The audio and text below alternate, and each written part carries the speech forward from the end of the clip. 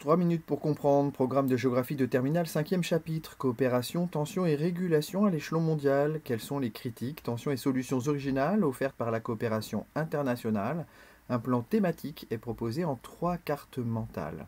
La gouvernance mondiale reste indispensable face aux problèmes actuels.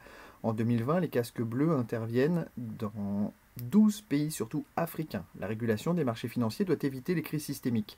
Il est plus efficace de lutter ensemble contre le dérèglement climatique, les pandémies ou pour la biodiversité. Mais les pays apparaissent plus divisés au sujet des règles de la concurrence, de la lutte contre la contrefaçon, les pavillons de complaisance ou les paradis fiscaux. Or, les organismes intergouvernementaux prennent leurs décisions de manière collégiale et visent à supprimer les obstacles aux échanges. Les remises en question sont fortes car les puissances émergentes demandent une plus grande équité des mécanismes de décision, ce à quoi les États-Unis s'opposent résolument. Moins fort depuis 2014, les altermondialistes rejettent les plans d'ajustement structurel du FMI et les conséquences négatives des délocalisations. Ils rejettent ainsi les accords de libre-échange, notamment entre l'Union européenne et le Canada, l'UE et le Japon, l'UE et les États-Unis. Les accords bilatéraux sont les accords passés entre deux États. Ils se multiplient aujourd'hui parce qu'ils avantagent les grandes puissances qui imposent leur volonté.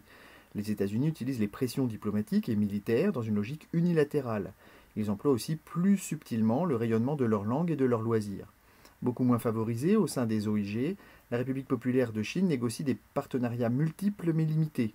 L'organisation de coopération de Shanghai incluait d'abord la Russie et l'Asie centrale, avant de s'ouvrir récemment à l'Inde et au Pakistan. Depuis 2013, la grande affaire concerne les nouvelles routes de la soie, avec des investissements de 1000 milliards de dollars dans les lignes de transport à travers l'ensemble de l'Asie jusqu'à l'Europe et l'Afrique.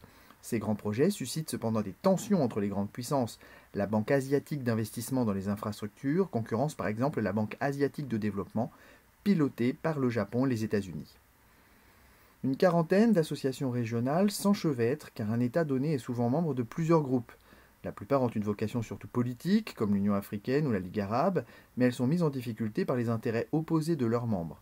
Les zones de libre-échange, comme l'accord Canada-États-Unis-Mexique, qui succède à l'ALENA, présentent parfois des relations commerciales insuffisantes.